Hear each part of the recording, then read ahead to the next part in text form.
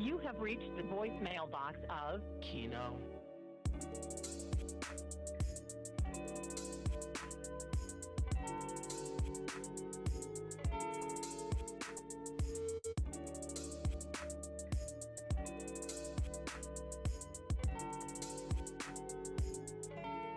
Just wait for the tone.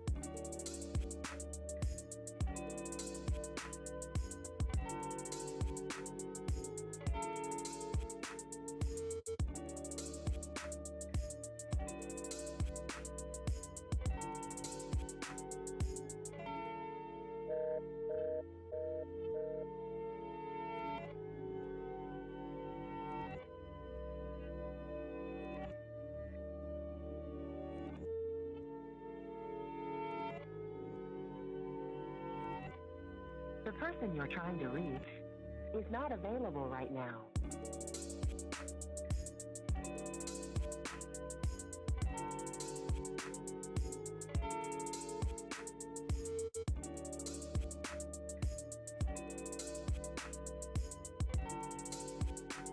If you need further assistance, enter pound now.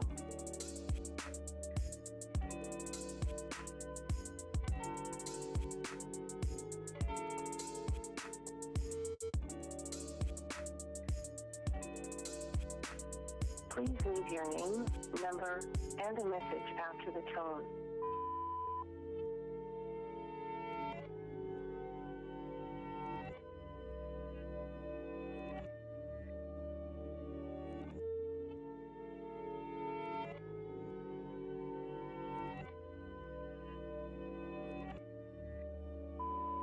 Goodbye. Wherever love goes, there is also misery. It's no mystery. And you and I, we got history. Yeah. Wherever love flows, there is also tragedy. When we're in too deep. And you and I, we got history. Yeah. Go look in the mirror, say, hey, I'm sorry for all the pain. I'm sorry for all the pain. Go look in the mirror, say, hey, I'm sorry for all the pain. I'm sorry for all the pain. Go look in the mirror, say, hey, I'm sorry for all the pain. I'm sorry for all the pain.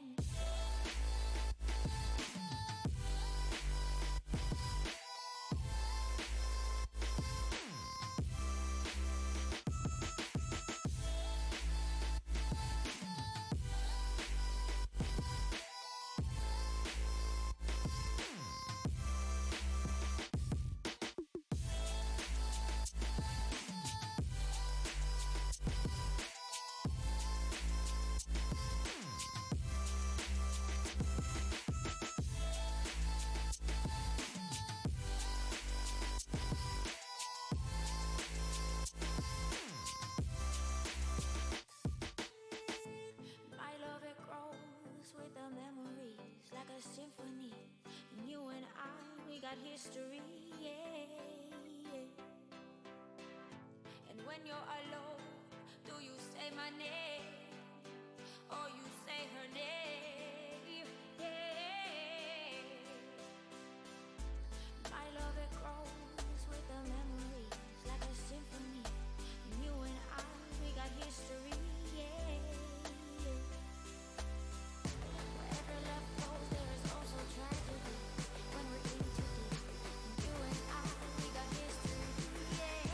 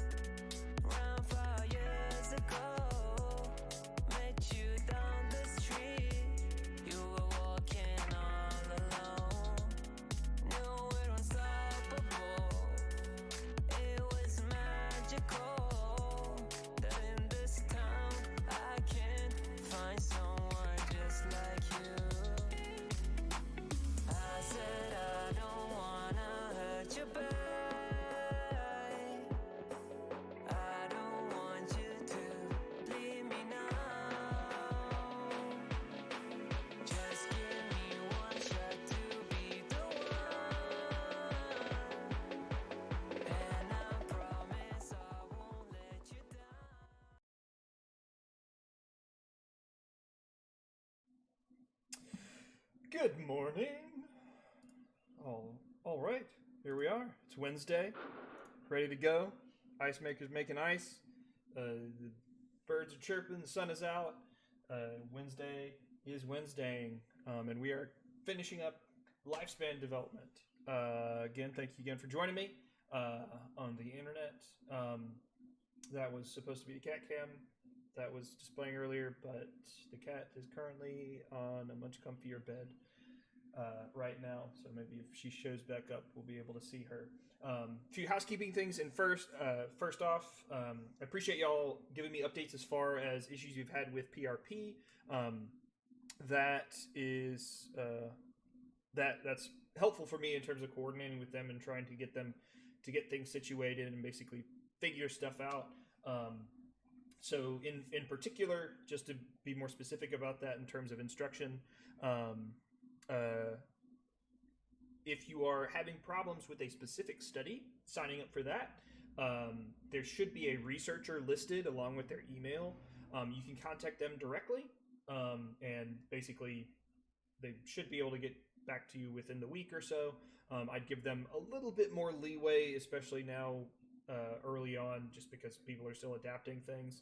I have heard, for those of you concerned about the emotions study, that seems to be a consistent issue. So hopefully they'll get back to us soon as far as the problems with signing up for that study. My guess is that they had to reorient some things as far as transitioning the study. I don't know though, but we'll figure it out. Just letting me know about those things is helpful. Also, you can feel free that when you do contact those researchers or you contact prp@msu@gmail, that you can CC me on that email, just if you feel a little uncomfortable about it. And also just make sure to, try and be as cordial and respectful as you possibly can, just because a lot of people are really stressed out right now, and it's really helpful when you demonstrate that patience in your emails, which, to be honest, all of you have done that very spectacularly. I've very much appreciated all of you who have contacted me about questions and things like that, and I appreciate your patience as far as things go.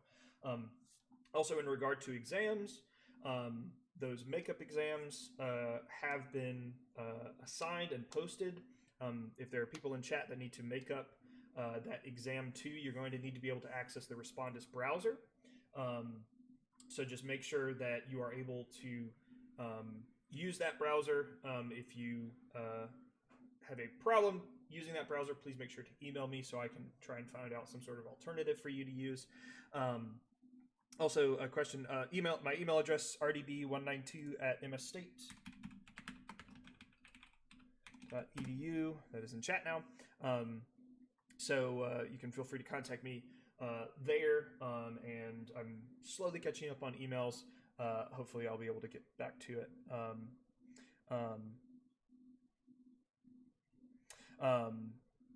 Yes, for those of you who need to make up exam 2, that has been posted, that is using the Respondus browser, and you have one chance to complete it, basically, okay? So just make sure that within that 90-minute time frame, you are completing that assignment, and the honor code still applies. Do not use any additional materials or people in order to complete that exam. At the end of the day, you are the one who holds yourself to that standard, because when you cheat, you only cheat yourself. That old adage as far as that goes. And again, if you feel like you need to cheat, please let me know so I can help you as far as getting you to a point where you don't feel like you have to do that. Because I'd rather you feel comfortable taking the exam than panic and feel like you have to do something like that.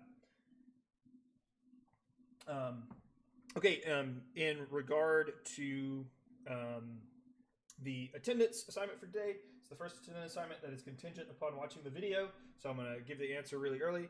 This is Harold, the javelina.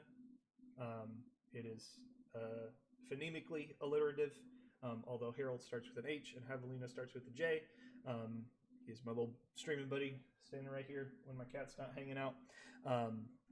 Is that like if we don't like our grade or we missed it? No, if you missed the exam, you should see the exam 2 there available.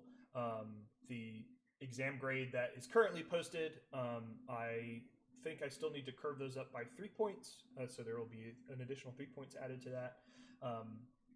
But for the bonus that y'all completed before we took the exam, so that's just for people who missed the original exam. Javelina, his name is Harold with an H. Harold the Javelina. And that is the answer on the attendance exam, or attendance assignment. Okay. Thank you for typing in the chat. And if you have questions as we go along, please make sure to type it in there, or send me an email if you don't feel comfortable typing in chat. Or if you're watching this as a recorded thing, then send me an email. All right, so continuing on with lifespan development, we finished up talking about kind of this continuing question regarding this issue of nature and nurture, and basically how those biological components, ALB, I don't know who you are, sorry, so I can't specifically address that issue right now. If you want to stick around and chat afterwards, I can try and resolve that as far as that goes. So make sure you're using the Respondus browser. This question of what contributes more and how do basically our biological and cultural influences and environmental influences impact how we develop over a period of time. Now, for the sake again of kind of the VOD, I'm not going to show this video, but essentially a lot of the basic ideas, I'm gonna go over a lot of this in outline, kind of this gradual progression that as we get older and as we develop from all the way to infant all the way up to adult, we see a lot greater of an impact on those biological factors as far as lifespan development is concerned, and especially considering those developmental concerns before we even leave the womb. One of the biggest things to consider as far as kind of the impact on our development and ability to be successful and thrive in our lives is a lot of the decisions that are made by our parents, and beyond just those decisions being made, the resources that are available to them. For one, the idea that the impact of a mother's ability to get those resources on the fetus can be pretty great as far as that goes. For one, I mean, things like drinking alcohol, caffeine are concerns for a lot of soon-to-be mothers. Also, the idea nicotine is can have a pretty big impact on the development of fetuses in the womb. And a lot of these things that we talk about in terms of kind of avoidance behavior for soon-to-be mothers are kind of this idea of are called teratogens, and essentially these are different sort of biological, chemical, or physical agents that can actually damage a developing fetus. And again, this idea being that these are those kind of purely biological components that are actually influencing an individual's development later on. And we can see a lot of this consistency in some developmental disorders that occur later in life, are impacted by basically what occurs to that fetus in the womb. And this critical, or otherwise referred to as the sensitive period, is one of those major times where being able to coordinate with a doctor and receive sufficient health care can be hugely important to that prenatal care component. And again, this idea that there is a period of time where we are developing specific parts of our bodies that can be very much impacted by what goes into our mother's bodies, is something that we need to be mindful of in terms of what access people have, as well as the resources that they have available. Now, after this has occurred, we see a lot of very consistent behaviors and basically abilities that babies have in order to function normally in the world. And the reason we start to talk about infant development from a much more biological standpoint is mainly because there are some very specific reflexes that allow babies to thrive and basically get food. That if we don't see those reflexes occurring, we should be concerned in terms of, well, what sort of developmental issues might arise as a function of this not occurring. Because again, these are reflexes that are essentially ingrained. These are not things you have to teach a baby to do. For one, a rooting reflex, and you can see this in new babies. You can essentially bring your hand closer, touch a baby's cheek. Don't do that right now, social distance. But the idea being that when you put a hand up against a baby's cheek, you can see that their head will actually turn towards your hand. And this rooting reflex basically allows them to find their mother's breast more easily, essentially being able to bring baby up and then find exactly where it needs to feed from. Shouldn't be something the baby should have to think about, because at the end of the day, babies are pretty dumb. So they need these reflexes to get that food. The sucking reflex, again, this idea being that that's completely unlearned and very important for getting that nourishment. The grasping reflex allows baby basically to hold on rather than just fall over whenever they're feeding. And this Moro reflex is a little bit more complex in terms of adaptivity, but this is important in terms of looking at how babies respond to basically falling. And in this, we talked about the vestibular system, again, this kind of ingrained sense that we have, our ability to sense when we are changing orientation. And this response to the sensation of falling occurs basically so that the baby spreads their arms out, and so the impact shouldn't be as bad as it would be if the baby were balled up or only hitting one part of their body. Also, the fact that they will start to cry, again, an indication, a signal to the mother to, hey, I just fell off the bed because I'm a dumb baby. Come pick me up, please. Now, during this infant development phase, especially past newborns and into the area of children starting to interact with the environment around them, we start to see the importance of environmental cues and basically that nurture component come to be much more impactful as far as the development of the child. And one of the areas that we focus on a lot in developmental psychology is this idea of attachment. Because beyond just a baby's ability to recognize where it can get food and where it can not be under threat, it becomes a question of how does that baby respond to new stimuli. And there's been a large amount of research done on the types of attachment styles that we develop early on. Now, the thing to keep in mind is that this isn't necessarily a personality trait. It's not that you're born with a secure attachment style or a resistant attachment style. These are things that can be prompted through exposure. Basically, how often do you interact with your parents? How often do you interact with strangers? And that attachment style can be rewarded or punished in the sense of how often are you actually exposed to those different things.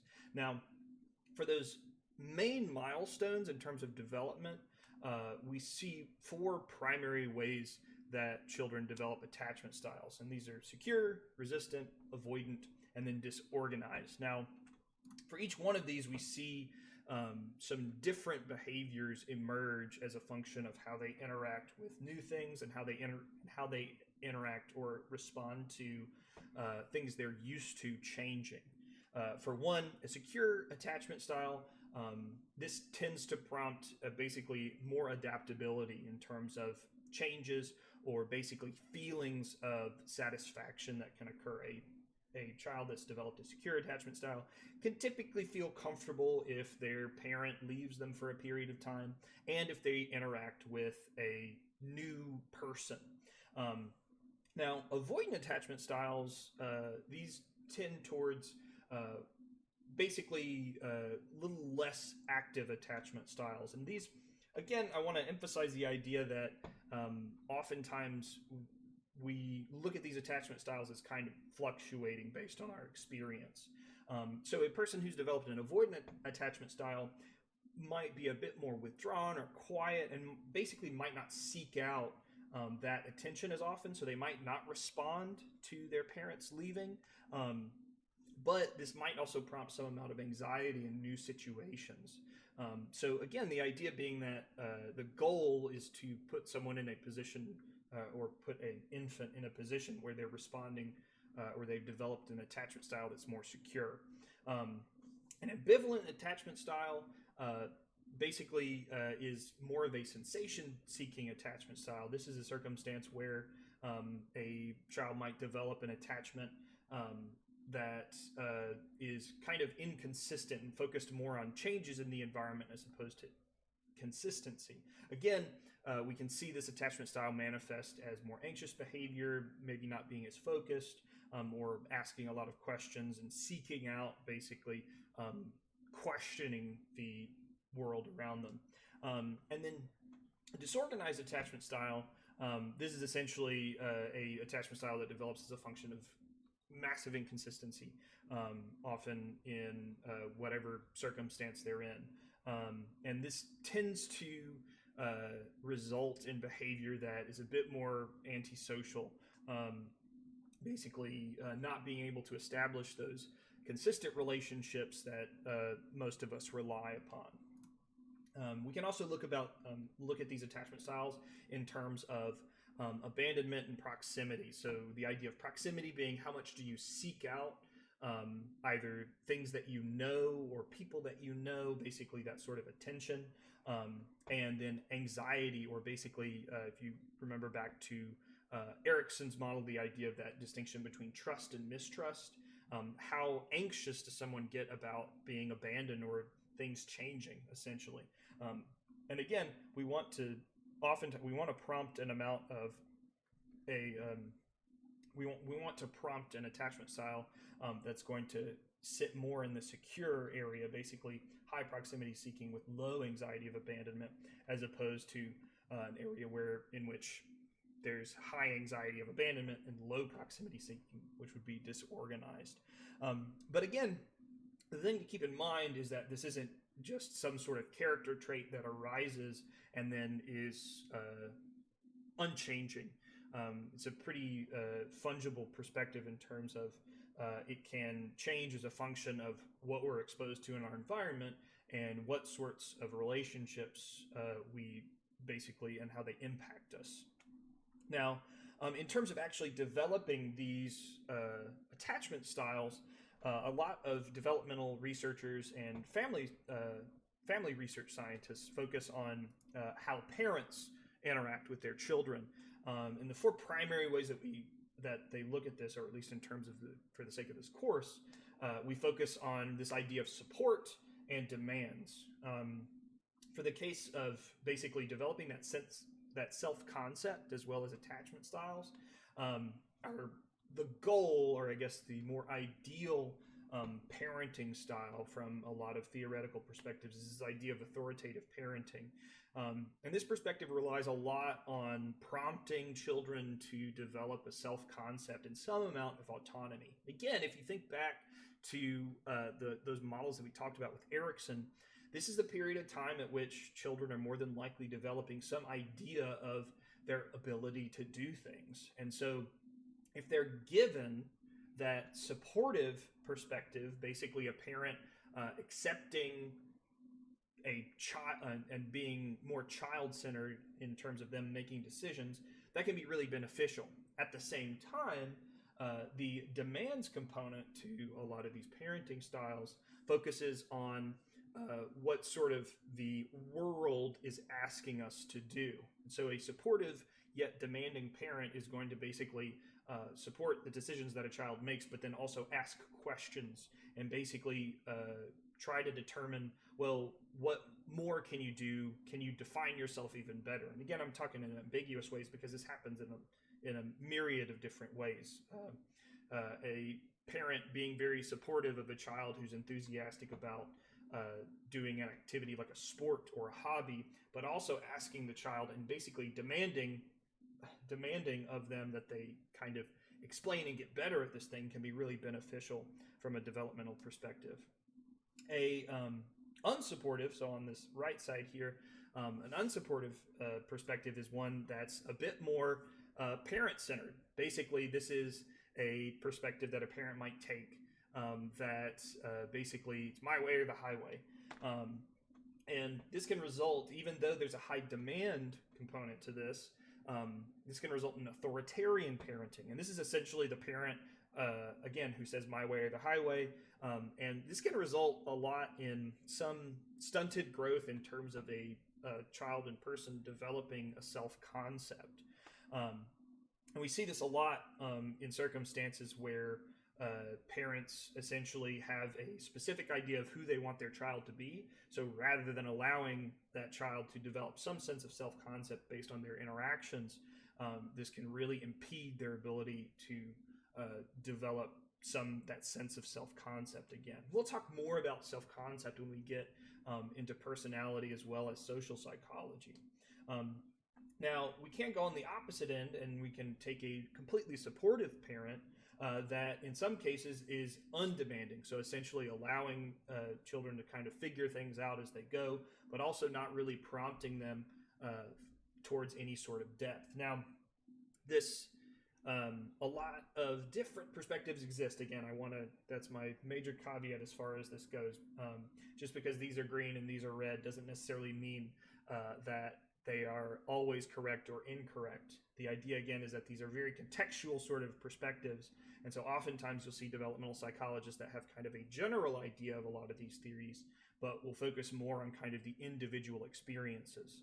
In the case of a permissive parent, again, the idea being that it's completely child-centered, but not necessarily demanding anything of that child in terms of improvement or development of their perspectives. And so this can also result in kind of a vague self-concept being developed, because essentially if the child is constantly seeking out different sorts of experiences and never really learning more about them, that doesn't necessarily benefit them in the long run. And then we have unsupportive and undemanding, which is pretty conclusively established as being a bad way to parent. In fact, it's not even really parenting. It's basically just ignoring the child and then not asking anything of the child. It is essentially the equivalent relationship that someone might have with a roommate that they never see, which is not in any way to develop any sort of meaningful relationship with in any context. Now, beyond these kind of supported methods, so in terms of our development being a bit more contingent on what our home life looks like, and as well as our interactions with our parents or caregivers, we also see during this time what we refer to as moral reasoning starting to develop as a function of not only our experiences, but also the decisions that we make. Now, this gets a bit ambiguous because it's contingent not only on our ability to process information as we get older, but it's also contingent on how we experience things. So there are a lot of boxes in here, but I'm just going to split it into those three levels as we go along and develop. For level 1, we see this as kind of this pre-conventional morality. And this is the idea that, for one, most of our decisions are contingent on what the world dictates for us. So a lot of obedience and punishment define our idea of morality. If I am told to do something, then that thing is good. If I am punished for doing something, then that thing is bad, or right and wrong in those perspectives.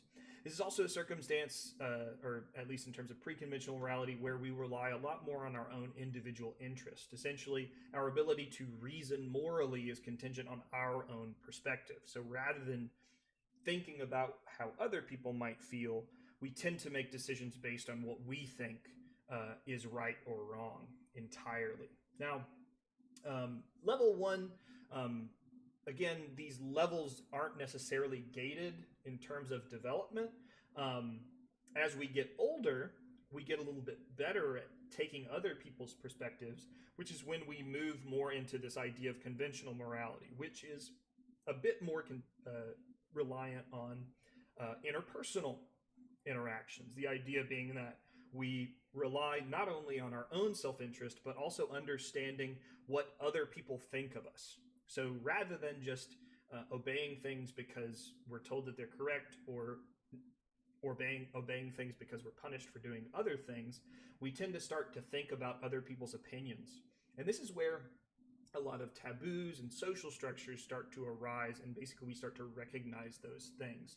The little kid that runs around at the party after having, just like doing whatever they want is an example of that pre-conventional morality being completely egocentric, whereas the kid who feels really embarrassed and shy might be moving into this area of conventional morality, where they're starting to think about, well, what do people think of me? Oh, da da da da. And this is also the phase where we start to recognize that authority, who, rather than just the idea of right and wrong as a function of reward or punishment, right and wrong starts to be attached to forms of authority. And these forms of authority are essentially the things that dictate a lot of our social approval.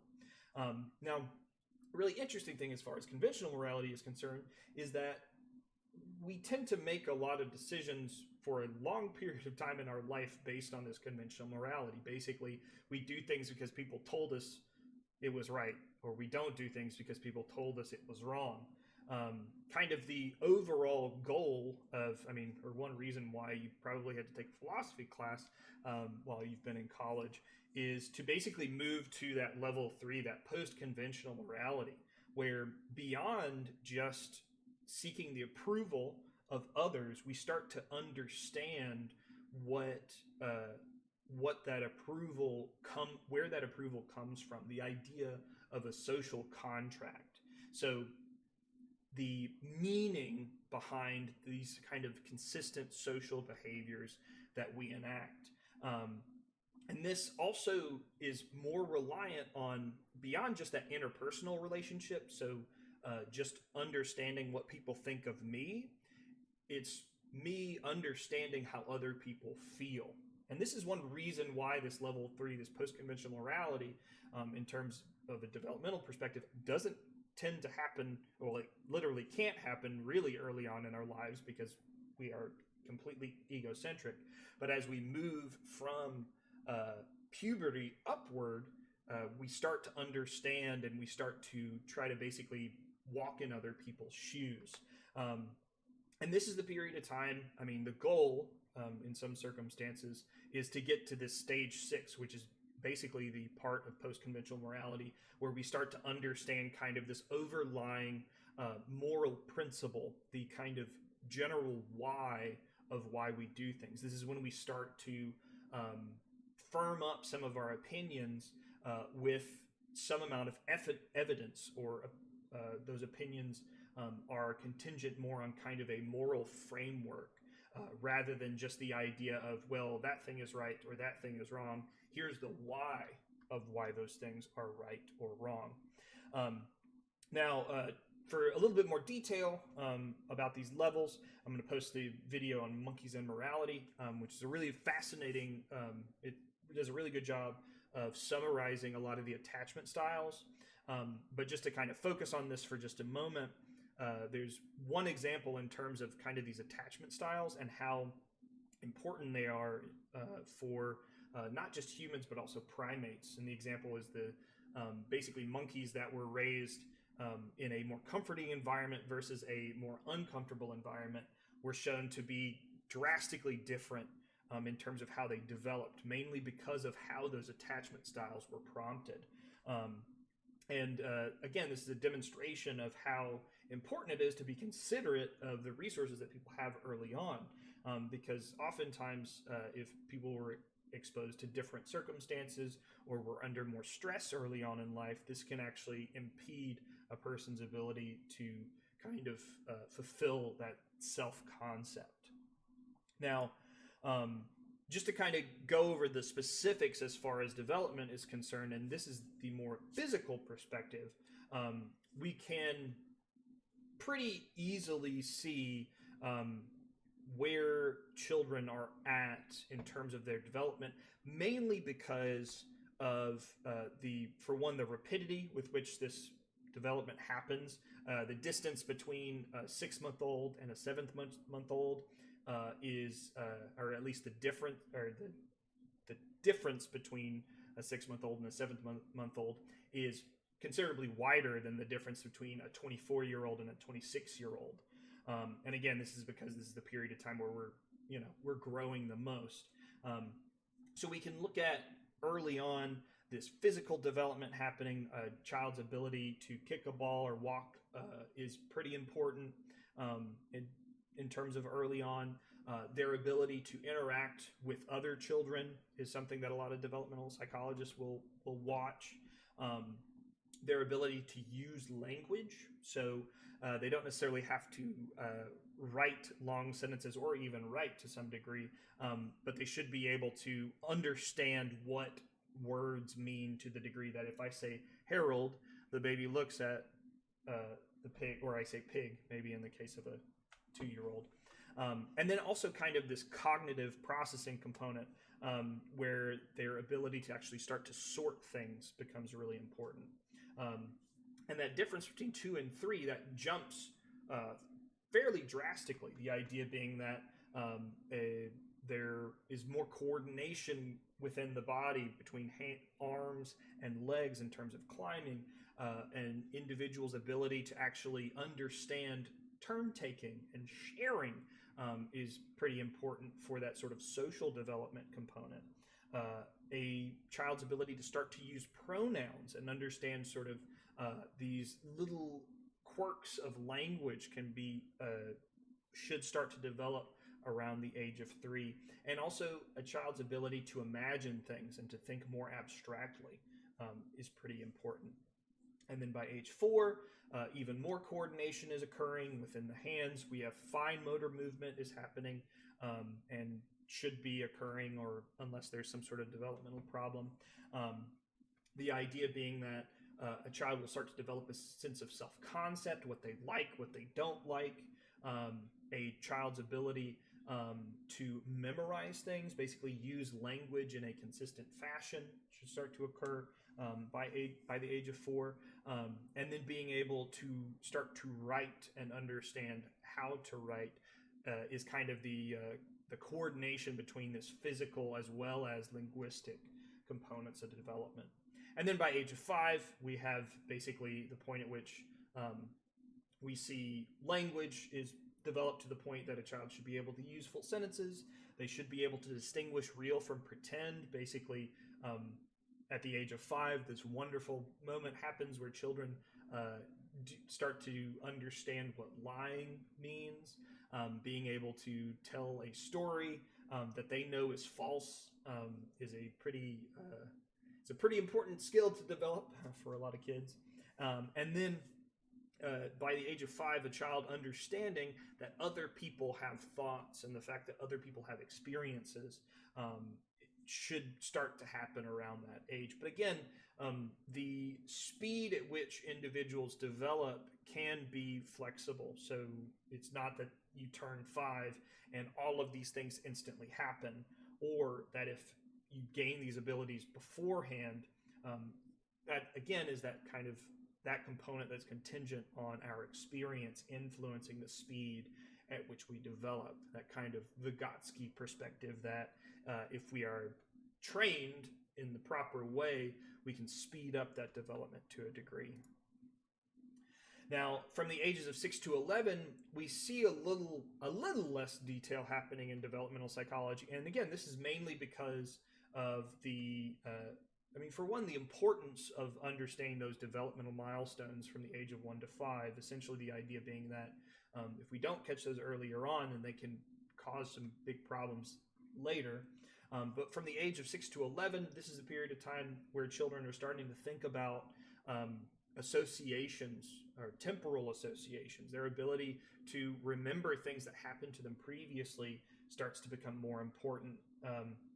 And I challenge you right now to think about a memory that you have when you were 3 or 4 that you weren't just told about or shown a picture of. there's a really high likelihood that you either have a very unclear memory or no memory at all of those times. And again, this is because of that cognitive development component, and those sorts of causes and effect associations that we start to create. And this is why rules become more effective for children at those ages, mainly because they start to associate, well, there is an order to things, and there are things that I can and can't do as a function of whether or not I'm rewarded or punished. But again, this biological component to development at this period of time, there's our frontal lobes are developed less. And so this is one reason why children from the ages of, earlier than 10 to 11 tend to flit around a lot. It's mainly because that thing that actually makes it easier for us to make decisions and to attend to things is not as large. Essentially, we don't have as much brain, or at least as developed brain as we will as we get older. And we can see that in terms of the actual physical development of the brain. Again, that frontal lobe component being hugely important to our ability to make decisions. That's an area of the brain that actually doesn't stop developing until we're around the age of 23 or 24. Again, that sort of our ability to attend as well as actually make decisions about things in our environment. Now, for my example here, I have basically this little video. I'm going to post this alongside alongside this stream. Is essentially a demonstration of how we develop physically. And as we develop physically, we develop the ability to essentially perceive things differently.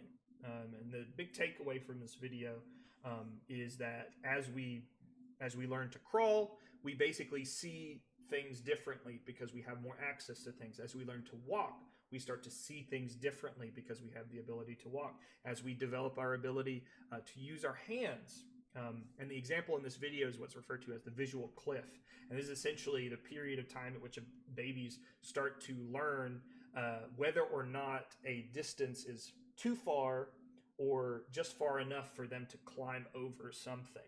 And as we physically develop, we see those cognitive changes happen as a function of what we're able to do.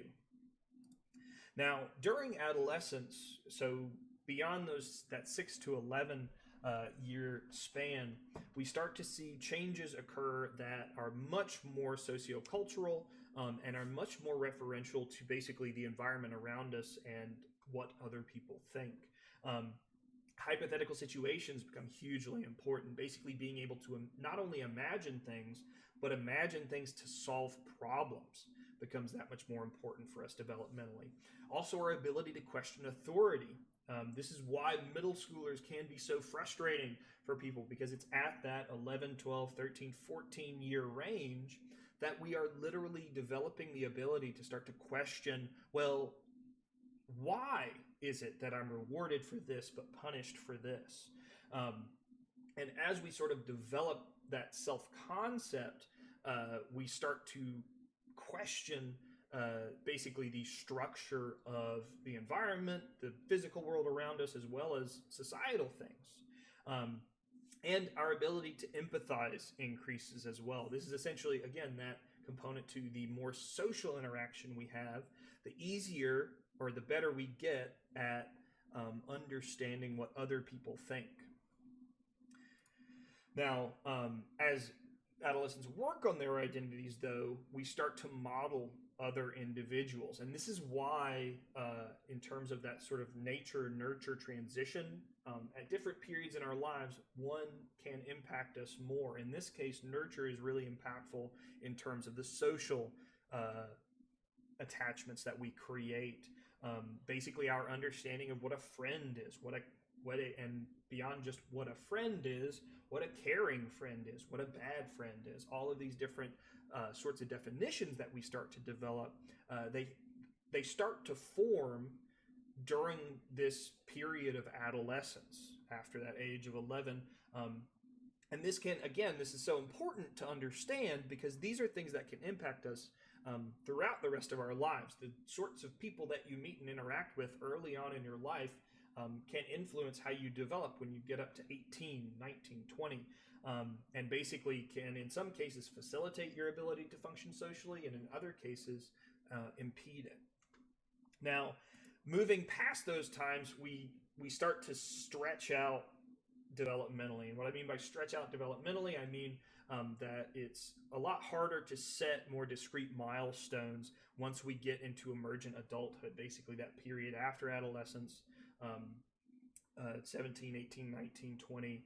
And then even beyond those 20s, we start to stretch out basically how, like what sort of questions that we ask, how we understand the world around us, and also questioning ourselves in terms of our placement in society. So not only are we still working on that development of self-concept, we're also working on, well, what does this self-concept mean in terms of my contribution to the people around me as well as society around me?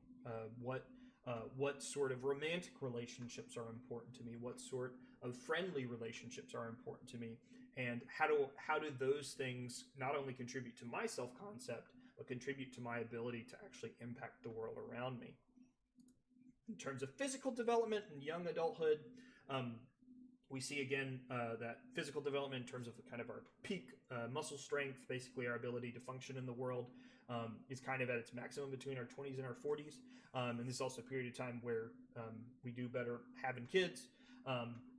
In middle adulthood, we start to see that gradual physical decline start to occur. Again, the period of time where essentially the muscle that we've built up, those abilities that we built up from 20s to 40s, we have to work a little bit harder to maintain those things.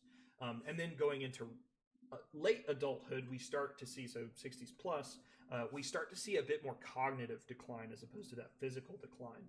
And if you remember back to thinking in intelligence, this is that period of time where we start to make that transition from relying more on fluid intelligence to relying more on crystallized intelligence. Fluid intelligence, again, being that ability to use new things, to create new thoughts, essentially to come up with new ideas and be a bit more proactive and reactive to the world around us, as opposed to crystallized intelligence, where we rely on our experience and understanding of the world to solve problems.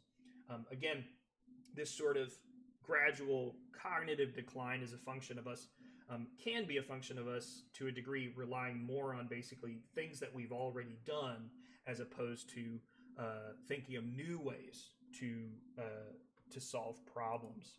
And this distinction, this idea relies a lot on, or at least in terms of our cognitive decline, this relies a lot on research done on early onset dementia, as well as just in general older individuals not being as cognitively engaged in the world. Again, the idea being that, you know, if you spent the last 20 years doing the same thing, there's a good chance you're going to rely more on what you already know than actually coming up with new solutions for things.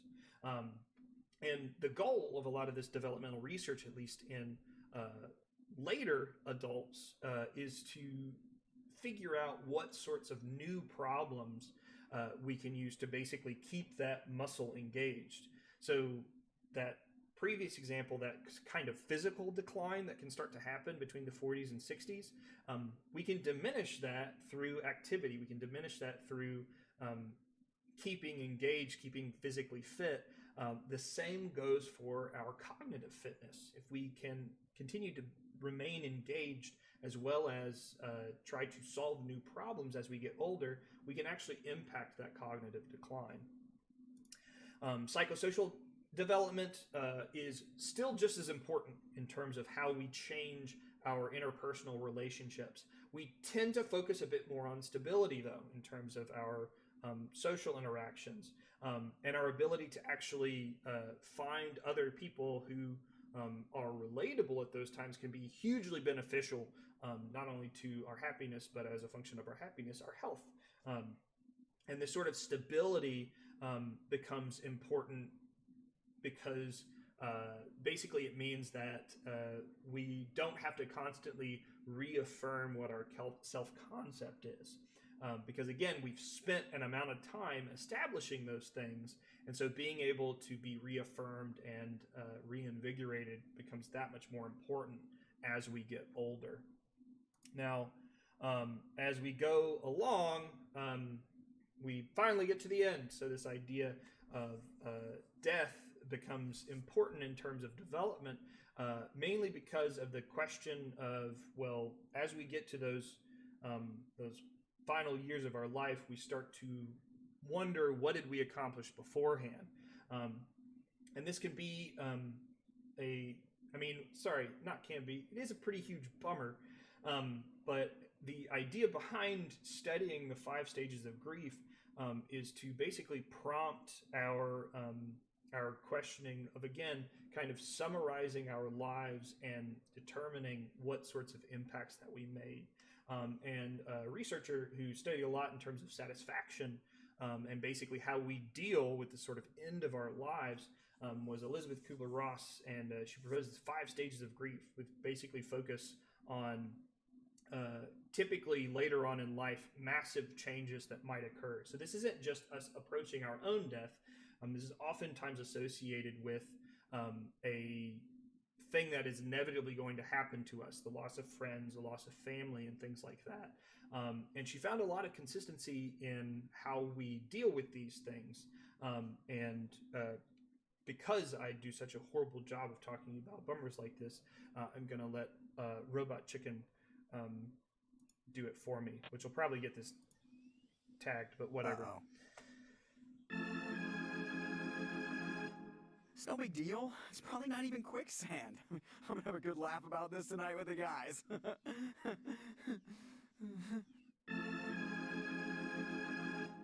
Well, this is just perfect. Stupid quicksand, stupid jungle. I want to bite someone in the face. Mother.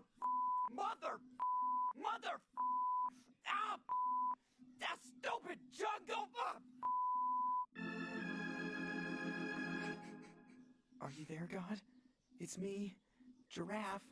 Listen, if you would just give me a mulligan on this quicksand thing, I promise, no more peeing on your shorter creatures.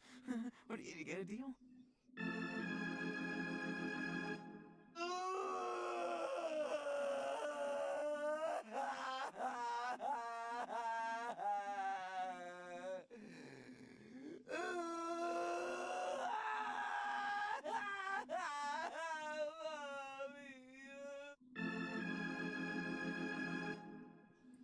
Something? I'm cool with this. I bet heaven has all the tender leaves I can eat, and everyone gets their own Slurpee machine.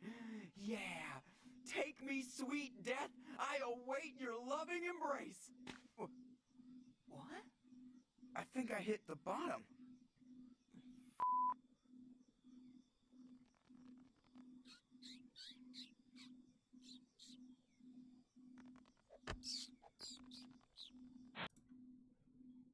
All right. So that was a giraffe dealing with the 5 stages of grief in terms of death. Somebody mentioned in chat, it was like, this should be the 5 stages of breaking up.